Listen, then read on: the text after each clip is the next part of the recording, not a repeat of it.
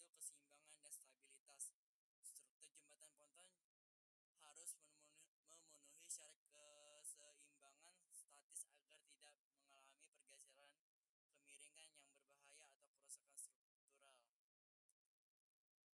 Desain geometri dan distribusi massa mencegah pergeseran rolling atau ayunan ekstrem akibat gaya eksternal. Pada poin ketiga, konektivitas fleksibel. Sambungan antar unit harus mengakomodasi gerakan dinamis gelombang dan pasang surut tanpa mematahkan struktur. Karena permukaan air tidak pernah statik, selalu bergerak akibat gelombang, arus, atau perubahan ketinggian akibat pasang surut. Sumbangan antar unit ponton harus memiliki sifat fleksibel namun tetap kuat.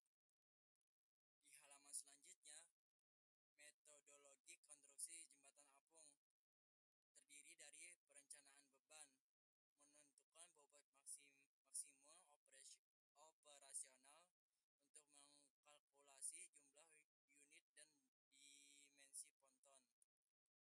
Desain geometris, pemilihan bentuk balok atau tabung untuk mencapai volume celupan optimal dan meminimalkan hambatan arus.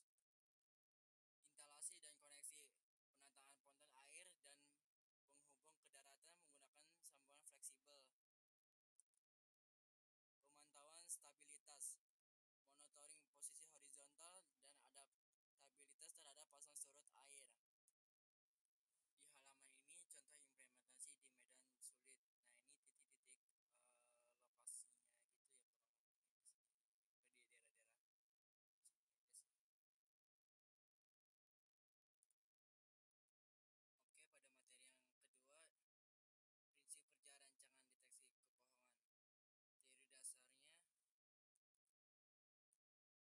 detektor kebohongan berbasis Galvanic Skin Responser atau GSR, juga dikenal sebagai Electrodermal Activity atau EDA, bekerja dengan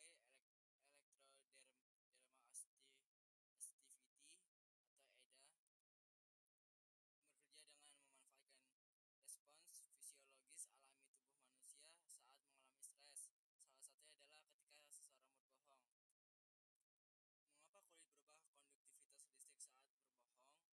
Ketika seseorang berbohong, otak akan mengirimkan sinyal ke sistem saraf otonom, khusus sistem saraf simpatis, untuk merespons situasi yang dianggap berbahaya atau menekankan.